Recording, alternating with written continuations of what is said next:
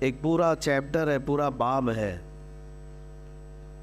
حدیث کی کتابوں میں، خاص طور پر بخاری شریف میں بھی ہے اور دیگر معتبر کتابوں میں، کتاب الفتن نام سے، کتاب الملاحم نام سے، قیامت کے قریب ہونے والے فتنے، قیامت کے قریب ہونے والی نشانیاں، علامات، ان سب کے بارے میں باضابطہ ایک چیپٹر ہے جس میں رسول پاک صلی اللہ علیہ وسلم نے واضح نشانیاں بیان فرمائی۔ اب ہم جو دیکھ رہے ہیں وہ ایک چیز یہ بھی ہے کہ تیزی سے بدلتا ہوا زمانہ، نبی پاک صلی اللہ تعالیٰ علیہ وسلم کی ایک حدیث پاک جس میں یہ ہے کہ 10 سال کے بعد، ہر 10 سال کے بعد اتنی تیزی سے تمہارا زمانہ بدل جائے گا، حالات اتنے تیز بدل جائیں گے کہ پچھلے 200 سال میں تم نے وہ چیزیں نہیں دیکھی ہوں گی جو 10 سال کے اندر دیکھتے رہو گے۔ اب ہم اسی زمانے میں آئے ہوئے ہیں۔ اب ہم میں سے کسی کو یہ پتہ نہیں ہے کل آنے والے دن کون سا نیا فتنہ جنم لینے والا ہے۔ اور ایک حدیث پاک میں یہ ہے، میرے آقا صلی اللہ علیہ وسلم نے فرمایا، میں یہیں سے دیکھ رہا ہوں فتنے میری امت کے اوپر اس طرح سے گر رہے ہیں جیسے بارش کے قطرے ہیں۔ بارش کے قطرے جس طرح سے گرتے ہیں اس طرح سے فتنے ظاہر ہو رہے ہیں، اور اس میں کون محفوظ رہے گا کون محفوظ نہیں رہے گا اس کے سلسلے میں بھی حضور نے بشارتیں دی ہیں۔ اور خاص طور پر یہاں کے جو حالات ہیں ہندوستان کے، ایسا نہیں ہے کہ ہم ہی اسٹرگل کر رہے ہیں، تقریباً پوری دنیا میں مسلمان الگ الگ مسائل سے اسٹرگل کر رہے ہیں، سب کے اپنے اپنے مسائل ہیں اور سب انہی معاملات میں الجھے ہوئے ہیں، لیکن ان سب کے پیچھے ایک وجہ یہ ہے، ان کے جو ہم غلام تھے خلق کے پیشوا رہے، ان سے پھرے جہاں پھرا پھر آئی کمی وقار میں۔ ایک اہم وجہ یہی ہے مسلمانوں کے لیے۔ ہم نے دیکھا ہے کہ کثرت سے تمہارے ساتھ ظلم و ستم ہوا، اس کے باوجود اس آدمی کو سدھرنے اور سنورنے کا ابھی تک موقع کیوں نہیں مل پا رہا؟ جس کو شاعر نے کہا تھا، جگہ جگہ کے تھک چکے ہیں تمہیں یہ ہنگامے، نشاط لذت خواب گراں بدل ڈالو، غلط روی سے منازل کا بعد بڑھتا ہے، مسافروں روش کارواں بدل ڈالو۔ آج ہماری لاپرواہی اور عدم احساس اتنا بڑا ہوا ہے کہ ہمیں کوئی اہم واقعہ تھوڑی دیر کے لیے ڈسٹرب کرتا ہے۔ ہم نے کسی کو مرتے ہوئے دیکھا، مارتے ہوئے دیکھا، کٹتے ہوئے دیکھا، کاٹتے ہوئے دیکھا، ویڈیو کو ہم نے شیئر کر دیا، تھوڑی دیر کے لیے ہو سکتا ہے ہمارے اندر غم کے آثار نظر آئے، دوسرے دن سے وہی عیاشی ہے، نہ کوئی تبدیلی آئی، نہ کوئی بدلاؤ آیا۔ ایسے ہزار ہنگامے دیکھ چکے ہم۔ ہمارے ساتھ کیا ہوا؟ اسلام کے ساتھ، قرآن کے ساتھ یہ جو آج دنیا کھیل کھیل رہی ہے، ہونا تو یہ چاہیے جس کے اندر ضمیر زندہ ہو، احساس ہو، وہ اپنی زندگی کو بدلنے کا عزم کر لے کہ کہیں یہ میری شامت اعمال تو نہیں ہے، یہ میرے گناہوں کی وجہ سے اس قدر عذابات تو نہیں آ رہے ہیں، لیکن احساس کیوں نہیں آتا؟ بڑے بڑے واقعات ہم دیکھ رہے ہیں اپنی زندگی میں، لیکن اس کے بعد بدلاؤ کیوں نہیں آتا؟ یہ ایک بہت اہم چیز ہے جس کی طرف ہم لے جانا چاہتے ہیں۔ عزیزان گرامی وقار، آج مجھے صرف بات یہ عرض کرنی تھی۔ قرآن پاک میں اللہ تعالیٰ فرماتا ہے، اسلام کے علاوہ کوئی دوسرا لے کر کے آئے، قیامت کے دن اس کو دیکھا بھی نہیں جائے گا، قبول بھی نہیں کیا جائے گا۔ اور ان الدین عند اللہ الاسلام، اللہ کے نزدیک اگر کوئی دین ہے تو اسلام ہے۔ اور اللہ تعالیٰ فرماتا ہے، رضیت لکم الاسلام دینا، میں تمہیں اسلام دے کر راضی ہوا۔ تو جس قوم کے پاس یہ دین ہے اسے یہ چاہیے فخر کرے کہ اللہ تبارک و تعالیٰ نے اپنا چنندہ اور اپنا پیارا دین مجھے دیا ہے اور میں اس سے وابستہ ہوں۔ اور ساری دنیا کے ٹارگٹ پر آج تم ہو، اس کی وجہ بھی یہی ہے۔ جس کے پاس کوئی دولت ہوتی ہے اسی سے حسد بھی ہوتا ہے، اسی سے لوگوں کو جیلس بھی ہوتا ہے۔ تمہارے پاس یہ سب سے بڑی دولت جو دین اسلام اور میرے آقا صلی اللہ تعالیٰ علیہ وسلم کی محبت ہے، یہ ایک بہت بڑی دولت ہے۔ اب اس کو ختم کرنے یا اس کو کم کرنے کے لیے یہ حربے اپنائے جاتے ہیں آج جو ہتھ کنڈے ہیں، کسی نہ کسی طرح تمہیں کمزور کر دیا جائے۔ میں آج اپنے حالات کے متعلق عرض کروں کہ تمہیں پریشان دیکھنے کے لیے یا پریشان کرنے کے لیے تمہارے قوانین سے چھیڑ چھاڑ کرنا کہ ایگریسو ہو جائیں، کبھی ذات مصطفیٰ صلی اللہ علیہ وسلم کو نشانہ بنانا، کبھی قرآن کی توہین کرنا، کبھی اسلام کو برا بھلا کہنا، کبھی اسلام کے قانون بدلنے کی بات کرنا، یہ سب چیزیں تمہاری آزمائش کا دور ہے۔ ہونا تو یہ چاہیے کہ جو سچا مومن ہے اس کے دل میں اسلام کی محبت اور بڑھتی چلی جائے، اور بڑھتی چلی جائے۔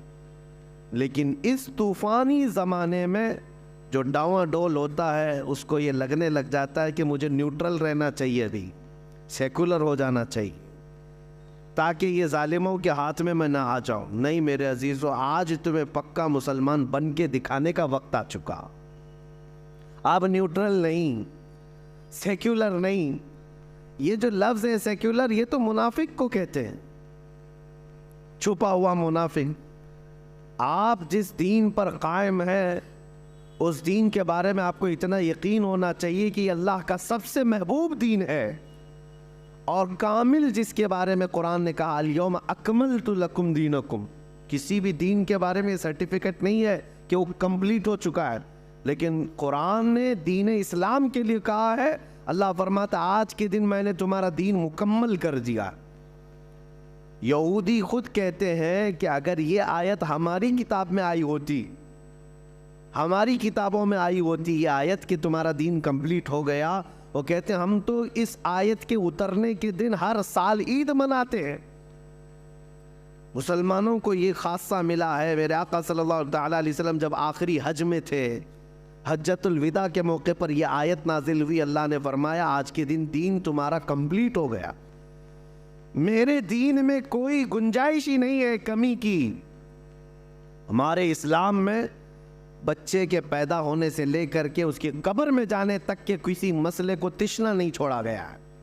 لے کر کے آؤ، چیلنج ہے ہمارا، جس بھی مسئلے کو لے کر کے آؤ گے زندگی کے گزارنے کے طور طریقے، اسلام نے اس کو تشنا نہیں چھوڑا، خالی نہیں چھوڑا، مسائل موجود ہیں۔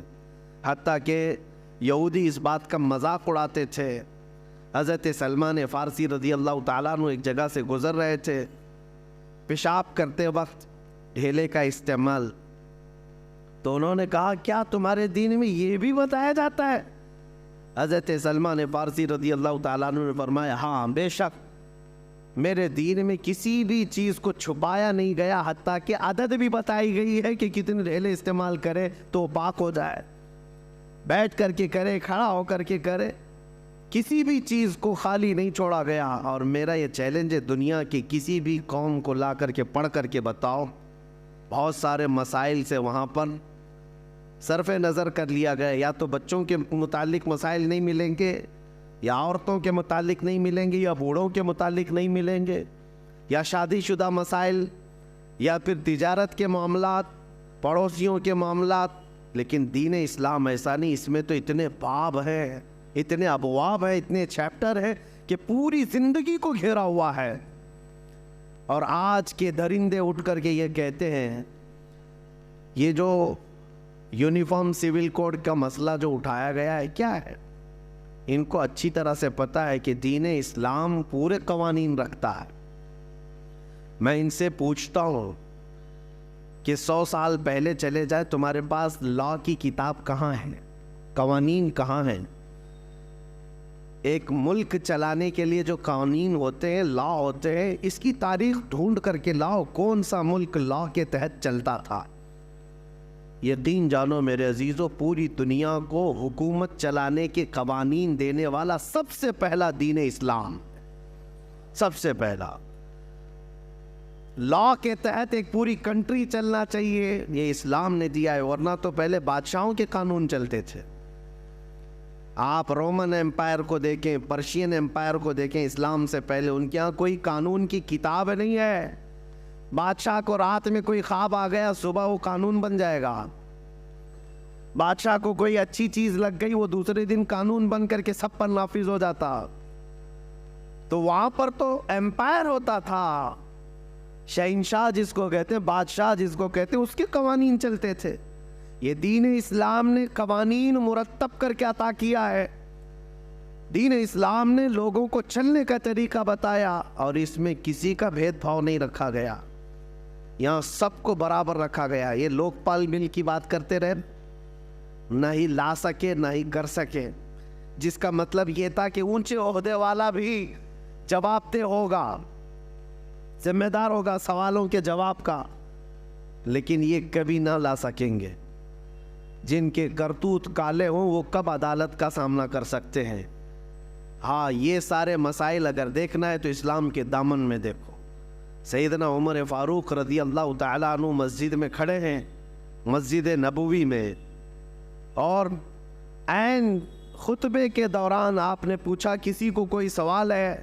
ایک صحابی کھڑے ہو گئے، دیہات کے رہنے والے، کہا ہاں آپ کے متعلق ہی سوال ہے۔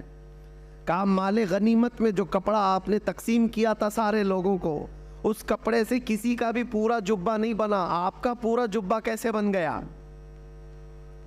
سب کو کپڑا اتنا ملا تھا کہ پورا جبہ نہیں بن سکتا تھا، آپ کا کیسے بنا؟ یہ سوال پوچھنے کا حق صرف اسلام نے دیا تھا۔ پہلے بادشاہوں کو کوئی سوال کرتا تو گردن مار دی جاتی، ختم کر دیا جاتا۔ سیدنا عمر فاروق رضی اللہ تعالیٰ عنہ نے یہ نہیں فرمایا کہ کون بدتمیز ہے جو یہاں پر بدتمیزی کر رہا ہے، نہیں، گلے سے لگایا اور فرمایا میں تمہیں جواب دیتا ہوں۔ در حقیقت مال غنیمت میں مجھے بھی کپڑا ملا تھا، میرے بیٹے عبداللہ کو بھی کپڑا ملا تھا، عبداللہ نے اپنا کپڑا مجھے ہبہ کر دیا، دونوں ملا کر کے سلایا، میرا جبہ بن گیا۔ جواب دینے کا حق امیر المومنین کے پاس، وہ جواب دیتے۔ اور اس کے بعد آپ نے فرمایا جب تک دین اسلام میں یہ نظام رہے گا، اس نظام کو کوئی درہم برہم نہیں کر سکتا۔ عزیزان گرامی وقار، ہزاروں مثالیں ہیں، ہزاروں مثالیں ہیں۔ ان ظالموں کو آج قوانین اسلام کی طرف انگلی اٹھانے کی جرت صرف اس لیے ہے کہ یہ اپنی سیاسی روٹیاں سیکنا چاہتے ہیں، باقی کوئی مطلب نہیں۔ اب ہونا کیا چاہیے؟ جو ایک خلفشار ہے اور ایک بہت زیادہ افواہیں پھیلی ہوئی ہیں مسلمانوں کے بیچ میں، کیا کرنا ہے؟ تنظیمیں اپنا کام کر رہی ہیں، خانقاہیں اپنا کام کر رہی ہیں، مدرسے، مساجد، ٹرسٹ اپنا کام کر رہی ہیں۔ یونیفارم سول کوڈ نہیں لاگو ہونا چاہیے، اس کے یہ خطرے ہیں، اس کے وہ خطرے ہیں۔ ان سے تھوڑا ہٹ کر کے میں یہ کہتا ہوں، ان سے کب تک احتجاج کرتے رہو؟ نہ ہی ہمارے احتجاج کا ان کے اوپر کوئی اثر پڑتا ہے۔ یہ ایسی ظالم قوتیں بیٹھی ہوئی ہیں جن کے سامنے ہزاروں کا مر جانا بھی کوئی اثر نہیں کرتا۔ اس لیے مسلمانوں، سب سے اہم بات یہ ہے کہ ان سے بھیک مانگنے کی ضرورت ہی نہیں ہے کہ تم ہمارے قوانین کی حفاظت کرو یا ہمارے قوانین سے چھیڑ چھاڑ نہ کرو، بلکہ میدان میں اتر کر کے یہ بتاؤ کہ اس زمانے میں بھی تم سارے قوانین پر پابندی لگاؤ، لیکن میں شریعت مصطفیٰ پر عمل کر کے دکھاؤں۔ تمہاری پرمیشن کی ضرورت نہیں مجھے دین اسلام پر چلنے کے لیے۔ ہمارے نبی پاک صلی اللہ تعالیٰ علیہ وسلم کے قوانین ہمارے لیے جان سے بڑھ کر کے ہیں۔ مسلمانوں کو آج عملی میدان میں آ کر کے قوانین اسلام پر عمل کر کے دکھانا چاہیے کہ میرے اپنے گھر کے قوانین، میرے دین کے معاملات، اس کو میں موت تک گلے سے لگا کر کے رہوں گا۔ یہ ہوتا ہے سب سے بہترین احتجاج۔ میں آپ کو بتاؤں، لوگوں میں جو ایک خلفشار ہے، چمی گوئیاں چل رہی ہیں کہ کیا ہوگا کیا ہوگا۔ انہوں نے 3 طلاق کا مسئلہ بھی لا کر کے ڈرایا نا، لا کر کے یہ کس کے لیے تھوپا گیا تھا؟ صرف ٹارگٹ یہ کرنا ہے اور وہ ایک بڑی قوم کو بیوقوف بنانا ہے۔ جو یہاں پر ایک میجورٹی میں قوم ہے ان کو بیوقوف بنا کر کے رکھنا ہے کہ دیکھو یہ ویلن ہے، یہ مسلمان، اور ان سے لڑنے کی طاقت صرف ہم ہی رکھتے ہیں، اور ان کی ساری چیزیں ہم چھین رہے ہیں، ان کے قوانین پر ہم پابندی لگا رہے ہیں، اور وہ بیچارے وہ خوش ہوتے رہے۔ ان کو خوش کرنا ہے اور ان کی روٹیاں لینا ہے، سیاست کو گرمانا ہے، بس اتنا ہی ہے۔ باقی تمہارے قوانین سے ان کو کوئی لینا دینا نہیں۔ 3 طلاق کا مسئلہ وہ آدمی لے کے آیا جو کبھی شادی نبھا نہ سکتا ہو، جو کبھی عورتوں کے ساتھ رہ نہ سکتا ہو۔ میرے عزیزوں، ڈرنے کی کوئی بات ہی نہیں ہے۔ تم اس طرح کے نہ جانے کتنے قوانین لے آؤ، مسلمان تو اپنے نبی پاک صلی اللہ تعالیٰ علیہ وسلم کی شریعت طاہرہ پر کل بھی عمل کرتا تھا، آج بھی عمل کرتا ہے، اور صبح قیامت تک عمل کرتا رہے گا۔ حقیقت بات یہ ہے UCC آلریڈی پورے انڈیا میں چل رہی ہے، سب کے قانون ایک ہی ہیں، تھوڑی سی چند چیزوں میں الگ الگ رکھا گیا ہے، یعنی شادی کے معاملات کو لے کر کے یا وراثت کے معاملات کو لے کر تھوڑے سے قوانین الگ ہو جاتے ہیں۔ باقی بتائیں چوری کرنے پر سب کا قانون ایک ہے یا نہیں؟ مرڈر کرے تو سب کا قانون ایک ہی ہے، کرائم میں سب کے قانون ایک ہی ہیں، سول کوڈ ہی ہے، سب ایک ہی قانون پر عمل ہو رہا ہے پورے ہندوستان میں۔ ایسا نہیں ہے کہ ہندو قتل کرے گا یا مسلمان قتل کرے گا تو اس کے لیے لاء کی کتاب میں الگ الگ جرمانے، الگ الگ سزائیں نہیں ہے، ایک ہی سزا ہے، سب کی ایک ہی سزا ہے۔ ہاں بس میرج ایکٹ الگ اور وراثت کے معاملات الگ بنائے گئے ہیں، اس کو تم ختم کرنا چاہتے ہو، میں مسلمانوں سے یہ کہتا ہوں تو اگر آپ اس نشانے پر اپنے آپ کو سمجھ رہے ہیں کہ ہم کو ہی ہلانے کے لیے سب بنایا گیا ہے، تو میرے عزیزو آپ اپنے نکاح مسجدوں میں کرتے ہو، آپ اپنے نکاح شریعت کے دائرے میں کرتے ہو، آپ کو کبھی فرق نہیں پڑے گا، آپ اپنے گھر کے مسائل مسجدوں سے حل کرتے ہو، علماء دین سے مسائل پوچھتے ہو، تو کبھی ان قوانین کے 1000 لاگو ہونے پر بھی آپ پر فرق نہیں پڑے گا، آپ پر فرق نہیں پڑے گا۔ اسی لیے میں یہ کہتا ہوں کہ ان تمام مسائل پر احتجاج کرنے کی ضرورت نہیں، بہت زیادہ ایگریسو ہونے کی ضرورت نہیں، ورنہ ظالم کتا یہی انتظار میں ہے کہ مسلمان کب بھڑکیں گے، کب بدکیں گے، اب کب سڑکوں پر آئیں گے، کب یہ توڑ پھوڑ کریں گے اور ہم دوسروں کو ڈرائیں گے کہ یہ دیکھو ایسی وحشی قوم ہے۔ یہ اسی طرح کی کئی حرکتوں سے ہمیں لے جایا جا رہا ہے، لیکن اس کا بہترین علاج یہی ہے کہ جب جب تم میرے مصطفیٰ کریم صلی اللہ علیہ وسلم کے کسی قانون کی طرف انگلی اٹھاؤ گے، سارے مسلمان ان قوانین پر سختی سے عمل کر کے دکھائیں گے کہ عمل کرنا تو ہماری زندگی میں ہے، ہماری زندگی میں ہم لاء کے خلاف نہیں بول رہے، جو ہندوستان کے قوانین ہیں ان سب پر ہم عمل کر رہے ہیں، لیکن میری نماز کے متعلق، میرے قرآن کے متعلق، میرے دین کے متعلق جو ہوگا وہ اسلام میں جو ہے اسی پر عمل کیا جائے گا۔ کوئی ایسا آدمی مجھے نماز سکھانے نہیں آ سکتا جس کو پیشاب کرنے کا سلیقہ نہ ہو۔ بہرحال تمہارا دین کمپلیٹ ہے، کامل ہے، اکمل ہے، اور اس سے بہترین دین ہے ہی نہیں، اس بات کا یقین لے کر کے چلو۔ میں ان سے کہتا ہوں ذرا جھانک کر کے دیکھتے تاریخ کے اوراق میں اسلام نے جو عدل و مساوات پوری دنیا میں قائم کی ہے، وہ غیروں کی کتابوں سے اگر میں آپ کو بتاؤں، اپنوں کی نہیں، غیروں کی لکھی ہوئی کتابیں، ان کو آج تک جو بھیک مانگتے ہوئے کسان ان کے پاس قانون کے لیے آئے، انصاف دینے کی نوبت نہ آ سکی، جو کھلاڑی وہاں پر ان سے انصاف مانگتے رہے، انصاف دے نہ سکے، پورے لوگ سڑکوں پر رہے، انصاف دے نہ سکے، اور پارلیمنٹ میں بیٹھ کر کے اگر قوانین اسلام کو نشانہ بنانے کی کوشش کرتے ہیں تو میں دعوت دیتا ہوں، آؤ دیکھو دین اسلام، تم یہ کہتے ہو اس کا اکروچ تھا، ظلم تھا، بڑھتے چلے گئے۔ ایک روایت میں نے پڑھی آج ہی، عمر ابن عبدالعزیز رضی اللہ تعالیٰ عنہ کا زمانہ خلافت ہے، حضرت عمر ابن عبدالعزیز، ان کو 5واں خلیفہ راشد بھی کہا جاتا ہے، اتنا عدل تھا ان کا۔ ان کے زمانے میں سمرقند، جو آج ازبکستان وغیرہ رشیا کے علاقوں میں آتا ہے، سمرقند پر اسلامی فوج نے حملہ کیا اور پورے سمرقند کو فتح کر کے اپنا جھنڈا پھیلا دیا، اور سپہ سالار کون تھے؟ حضرت قتیبہ۔ اور جیسے ہی سمرقند فتح ہو گیا، اعلان ہو گیا کہ یہاں پر مسلمانوں کی حکومت ہے اب، تو لوگ دوسرے دن صبح اٹھے اور ان کو ایسا لگا کہ یہ اچانک ہو گیا ہے۔ تو وہاں پرانا چرچ تھا، وہاں ایک پادری رہتا تھا، اس نے کہا یہ کیسے؟ ہم نے سنا ہے مسلمان اس طرح سے اچانک نہیں کرتے، لیکن 50,000 کی فوج قتیبہ کے ساتھ ہے، کون مقابلہ کرتا؟ اس عیسائی نے اپنے چند ساتھیوں سے مشورہ کیا کہ یہ ایسا مناسب نہیں ہے، ہم ان کے خلیفہ کے پاس جاتے ہیں، تو وہ ملک شام آیا چند ساتھیوں کو لے کر کے. دمشق میں عمر ابن عبدالعزیز اس وقت رہا کرتے تھے. جب دمشق آئے تو اس عیسائی نے لوگوں سے پتہ پوچھا کہ خلیفہ وقت کہاں ہے.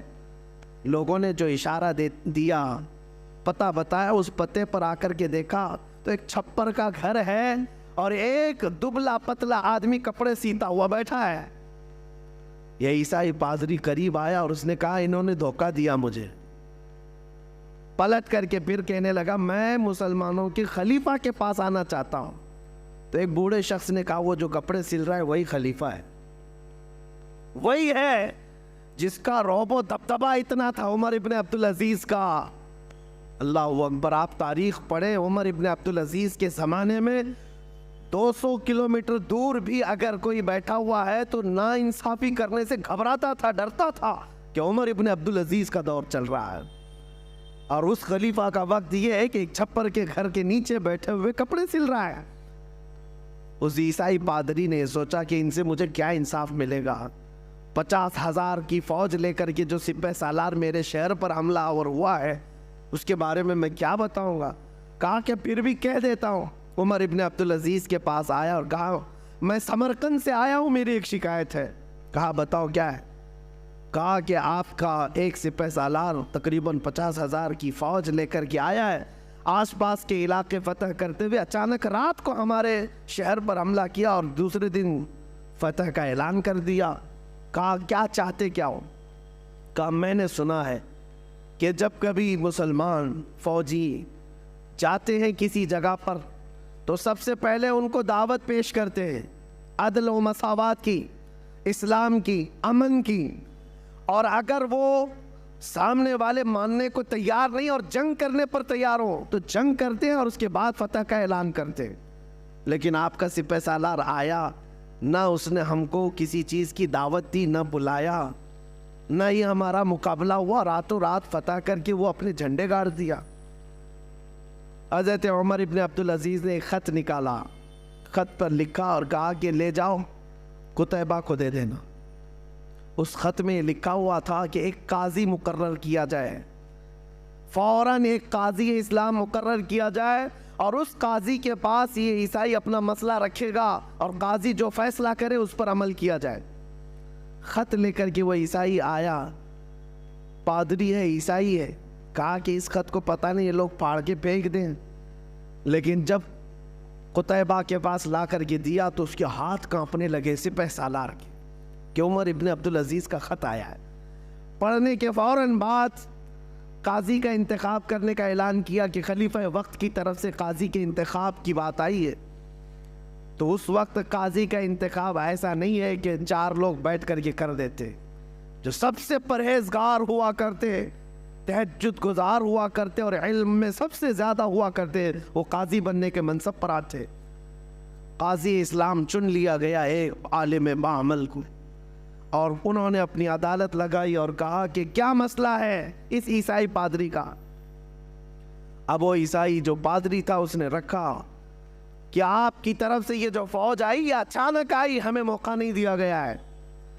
اور جبکہ اسلام کا ہم نے یہ سنا ہے کہ وہ جہاں جاتے ہیں پہلے دعوت پیش کرتے ہیں امن کی، مساوات کی، عدل کی، اور اگر سامنے والا جنگ کرنے پر تل جائے تو پھر جنگ کی جاتی ہے اور پھر حملہ میں اگر کامیاب ہو جائے تو فتح یاب سمجھا جاتا ہے. تو قاضی اسلام نے بلایا قتیبہ، کہا کیا یہ عیسائی پادری جو کہہ رہا ہے وہ صحیح ہے؟ آپ نے ان کو دعوت دی تھی؟ کہا کہ نہیں دعوت دی. کہا کہ راتوں رات آپ نے ان کے شہر پر قبضہ کیا؟ کہا بات در حقیقت یہ ہے قاضی اسلام کہ ہم نے آس پاس کے علاقوں سے جنگ کی ہے، ہم نے دیکھا ہے اور ان سے جنگ سختی کے ساتھ ہوئی اور اس کے بعد ہم نے وہ علاقے فتح کیے. اور یہ سمرقند تو بڑا زرخیز علاقہ ہے، یہاں کے لوگ تو اور بھی زیادہ اس شہر کو چھوڑنے کو تیار نہیں ہوتے، اس لیے ہم نے سوچا کہ یہ سوئے ہوئے ہیں، اس وقت میں ہم فتح حاصل کر لیں. قاضی اسلام نے فیصلہ دیا کہ آج کی مغرب ہونے سے پہلے پہلے تمہاری پوری فوجیں اس شہر کو خالی کر دیں، سمرقند کو خالی کر دیں. قاضی کس کے متعلق فیصلہ دے رہا ہے؟ کسی دوسری قوم کے لیے نہیں، اپنے ہی فوجیوں کے متعلق. کہہ رہا ہے کہ یہ اسلام کے قوانین سے ہٹ کر کے ہے، نہ ہی اس طرح کا دستور کبھی چلا ہے۔ قتیبہ کو جیسی آرڈر آیا قاضی اسلام کا، فوج میں اعلان ہوا، اور یہ صبح کا فیصلہ جو تھا 50,000 فوجیں سمرقند کو چھوڑ کر کے ساز و سامان کے ساتھ مغرب سے پہلے نکلنے لگی۔ مغرب سے پہلے قتیبہ کے ذات ساری فوجیں شہر چھوڑ کر باہر نکلیں۔ یہ منظر دیکھ کر کے وہ عیسائی پادری اور علاقے کے لوگ حیران تھے کہ ایک کپڑے سلتا ہوا بیٹھا دبلا پتلا آدمی اتنا پاور رکھتا ہے کہ ایک خط بھیج دیا جائے، اور پھر اگر اس کا خط یہاں آ گیا تو قاضی مقرر کرنا تو اس کا کام ہے، اپنے رشتہ دار کو بٹھا دیتا، اپنے حق میں فیصلہ لے لیتا۔ نہیں کیا، بلکہ قاضی اس کو منتخب کیا جو قرآن و سنت کا سب سے زیادہ جاننے والا تھا، اور قاضی کو بھی یہ چاہیے تھا کہ فیصلہ دیتا تو اپنی قوم کو دیکھ کر کے دیتا، لیکن قاضی نے وہی فیصلہ دیا جو اسلام کہتا تھا۔ یہ باتیں اتنی پر اثر تھیں کہ مغرب تک ان کی فوجیں نکل تو گئی تھیں، لیکن وہ عیسائی پادری اپنے سارے ساتھیوں سمیت رونے لگا کہ آج تک ہم نے ایسی قوم کو اپنے شہر میں آتے ہوئے دیکھا ہی نہیں تھا، چلو اس سے بہتر قوم کون سی ہو سکتی ہے جو ہم پر حکومت کرے۔ سب کے سب گئے اور قتیبہ کے ہاتھ جوڑ کر کے ان سے معافی طلب کیا، اور پوری فوج سے کہا آج کے بعد ہم ہی نہیں، پورا سمرقند تمہارے قدموں کے نیچے ہے، تمہارا عدل ہے، ہم نے یہ دیکھا ہے۔ اور اس کے بعد سے لے کر تاریخ گواہ ہے، آج کی تاریخ تک سمرقند پر اسلامی حکومت موجود ہے، آج تک اسلام ہے۔ عزیزان گرامی وقار، یہ وہی سمرقند و بخارا کی بات کر رہا ہوں جہاں سے کبھی امام بخاری پیدا ہوئے، امام مسلم، یہ بڑے بڑے محدثین اسی علاقے سے آئے ہوئے ہیں۔ یہ میں بات اس لیے عرض کر رہا ہوں کہ جن کو آج انصاف کا الف بھی پتہ نہیں، عدل کا عین پتہ نہیں، وہ قوانین لاگو کرنے کی بات تو کرتے ہیں لیکن ان سے کبھی نہ ہو سکے گا۔ اس لیے میں ذمہ داری کے ساتھ یہ کہتا ہوں، 1000 باتیں ہمارے اوپر لائی جائیں، کل کو ذمہ داری تمہاری ہے۔ کل کو اگر قرآن پڑھنے پر پابندی ہو، یہ بڑھتی جائے گی، یہ سرکشیاں، یہ بدماشیاں بڑھتی جائیں گی، طلاق کا مسئلہ، شادی کا مسئلہ، تمہارے کھانے پینے کا مسئلہ بڑھتے بڑھتے اب تو یہ ڈیبیٹ کرنے لگ گئے، دجالی میڈیا میں بیٹھ کر کے کتے بحث کرتے ہیں کہ کلمہ طیبہ بھی جو ہے ان کا بڑا سخت ہے، لا الہ الا اللہ، اس میں ہمارے سارے خداؤں کا یہ لوگ انکار کرتے ہیں، کوئی خدا نہیں ہے، صرف اللہ ہے، اور ہم موت تک انکار کرتے رہیں گے، اس لیے کہ ہمارے دین کی جڑ ہی ہے لا الہ الا اللہ، بنیاد ہے لا الہ الا اللہ، کوئی خدا نہیں سوائے اللہ۔ کہہ رہے ہمارا بچہ بولنا سیکھتا ہے تبھی ہم پڑھا دیتے ہیں لا الہ الا اللہ، اور ہمارا عقیدہ بھی یہی ہے، بولنا سیکھتا ہے تب شروع کرتا ہے، اور حدیث پاک ہے جس کا آخری کلمہ ہو من کان آخر کلامہ لا الہ الا اللہ فدخل الجنہ، جس نے آخری کلمہ مرنے سے پہلے لا الہ الا اللہ کہا، حضور فرماتے وہ سیدھے جنت میں چلا جائے گا، جنت میں چلا جائے گا۔ کل کو اگر تمہیں اس بات پر بھی ٹینشن ہو اور پارلیمنٹ میں بیٹھ کر کے یہ کہنے لگ جائیں کہ لا الہ الا اللہ مت کہا کرو، تو کیا اس سے بھی دستبردار ہو جاؤ گے؟ کیا اس سے بھی پیچھے ہٹ جاؤ گے؟ نہیں، آج سے نہیں بولیں گے۔ اس لیے بات یاد رکھو، اپنے تشخص، اپنی آئیڈینٹی کے ساتھ جیو۔ آج ہو سکتا ہے خالی تم نے ٹوپی چھپا لیا ہوگا، آج داڑھی چلا لیا ہوگا، سیکولر بننے کے چکر میں یا ایک نیوٹرل بننے کے چکر میں کہ ہم کو کوئی پہچان نہ سکے، ادھر کے بھی لگیں گے ادھر کے بھی لگیں گے۔ ہو سکتا ہے ٹوپی اور داڑھی سے دستبردار ہو گئے ہو، لیکن دنیا صرف اتنے ہی پر کاف مطمئن کبھی نہیں ہوگی۔ قرآن کہتا ہے وَلَن تَرْضَى عَنْكَ الْيَهُودُ وَلَا النَّصَارَى حَتَّى تَتَّبِعَ مِلَّتَهُمْ، یہود اور نصرانی تم سے ہرگز راضی نہیں ہوں گے جب تک کہ تم ان کے دین میں داخل نہ ہو جاؤ۔ صرف چھوٹی موٹی باتوں سے راضی نہیں ہوں گے۔ ہم نے دیکھا ہے کہ بیچارے ابھی 2 سال پہلے جو دین بدل کر کے چلے گئے، نام بھی بدل لیا، لکھنؤ کا ایک رافضی شخص، کشکا بھی لگایا، کلنک بھی لگایا ان کو راضی کرنے کے لیے، لیکن 6 مہینے سے زیادہ پال نہ سکے، ٹھوکر مار کر کے بھیج دیا گیا۔ ایک بات یاد رکھو، دامن مصطفیٰ میں جو امن ہے وہ دنیا میں کہیں نہیں ہے، میرے مصطفیٰ کے قدموں میں جو عزت ہے وہ کہیں نہیں ہے۔ اسی لیے ہمیں ہمارے بزرگوں سے وابستہ ہو کر فخر سے یہ کہنا ہے، یا رسول اللہ خلق کے حاکم ہو تم، رزق کے قاسم ہو تم، جو ملا تم سے ملا تم پہ کروڑوں درود، تم ہو حفیظ و مغیث کیا ہے وہ دشمن خبیث، تم ہو تو پھر خوف کیا تم پہ کروڑوں درود، کر کے تمہارے گناہ مانگے تمہاری پناہ، تم کہو دامن میں آ تم پہ کروڑوں درود۔ ہمارے پاس جب اتنا مضبوط دروازہ میرے مصطفیٰ کا ہے تو پھر میں آپ سے یہ کہتا ہوں، پھر کے گلی گلی تباہ ٹھوکریں سب کی کھائی کیوں، دل کو جو عقل دے خدا تیری گلی سے جائے کیوں۔ بس ایک دربار مضبوطی سے تھامے رہے، جیسے بھی حالات آئیں نیوٹرل اور سیکولر کا لفظ اپنی زندگی میں آنے نہ دے۔ میں دین اسلام پر کل بھی قائم تھا، آج بھی قائم ہوں اور انشاءاللہ موت تک قائم رہوں گا۔ اسی پر اپنے بچوں کی تربیت بھی کریں، بچوں کی تربیت بھی اسی پر کریں۔ جن لوگوں کو یہ مسائل یہ قوانین درپیش ہیں، یہ وہ لوگ ہیں جنہوں نے اسلام کو حکم نہیں مانا، جنہوں نے شریعت مصطفیٰ کو حکم نہیں مانا، ان لوگوں کے لیے مسائل ہیں۔ طلاق تمہارے گھر میں ہوئی، اللہ 1000 بار نہ کرے، مسئلہ شریعت کا پوچھا، قرآن و حدیث سے اگر مسئلہ بتا دیا، سر جھکا کر عمل کر لیا تھا تو عافیت ہے، نہیں عمل کرنا تھا، تم نے اسلام کو حکم نہیں مانا تو جاؤ پھر ہاتھ جوڑ کر کے کھڑے رہو اور جہاں جیسا کہا جائے گا ویسے تمہیں عمل کرنا ہو۔ کل تمہاری نکاح ہونا ہے، شادی ہونی ہے، تم نے پوچھا کہ میرے مصطفیٰ کی قوانین اور شریعت کے مطابق مجھے بتایا جائے، ہم نے بتا دیا، تم نے ایکسیپٹ نہیں کیا، اسلام کو حکم نہیں تسلیم کیا، ان کے لیے یہ مسائل ہوں گے۔ اور جو دل و جان سے میرے آقا کے احکام کو حکم تسلیم کرتا ہے، اس کے لیے موت تک کبھی کوئی مسئلہ درپیش نہیں آئے گا، انشاءاللہ کبھی نہیں آئے گا۔ وراثت کے مسئلے میں جھگڑے کس کے ہوتے ہیں؟ 35 سال کورٹ میں کون لڑتا ہے؟ کون لڑتا ہے؟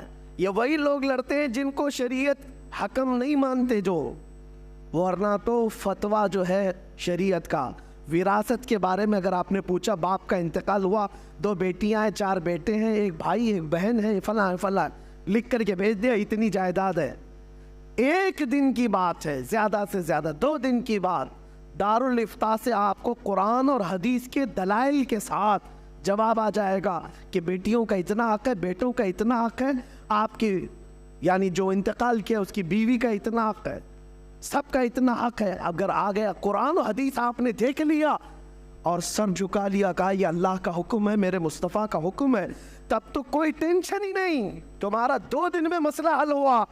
تم نے اس کو صرف نظر کر دیا، نہیں مجھے یہ نہیں ماننا ہے، تو جاؤ پھر کورٹ کچہری کے چکر 30 سال تک کاٹتے رہو۔ مسائل تو ان کے لیے ہے جنہوں نے قرآن و حدیث کو حکم نہیں مانا، ان کے لیے مسائل ہے، اور جو قرآن و حدیث کو دل و جان سے مانتا ہے، یہ 1000 کتے قانون بدلے اس کے لیے کبھی کوئی مسئلہ پیش آئے گا ہی نہیں۔ قرآن اللہ کی کتاب کل بھی محفوظ تھی، آج بھی محفوظ ہے، میرے آقا کی حدیثیں محفوظ تھی، محفوظ ہے، انشاءاللہ قیامت تک رہیں گی۔ مولا کریم ہم سب کو دین اسلام پر کامل طریقے سے عمل کی توفیق عطا فرمائے۔ رب ذوالجلال ہم سب کو ان ہونے والے حوادثات زمانہ سے محفوظ و مامون فرمائے، ہماری عزتوں کو، ہمارے عمل کو، ہمارے عقیدے کو، ہمارے ایمان کو اللہ محفوظ فرما دے، ہمارے آنے والی نسلوں کو مولا قیامت تک عاشقان مصطفیٰ میں پیدا فرمائے، ان کے دین ایمان عقیدے کی مولا حفاظت فرمائے، اور ہر جگہ مسلمانوں کے مال جان عزت آبرو کی مولا تو غیب سے حفاظت فرما۔ وآخر دعوانا الحمدللہ رب العالمین۔ السلام علیکم۔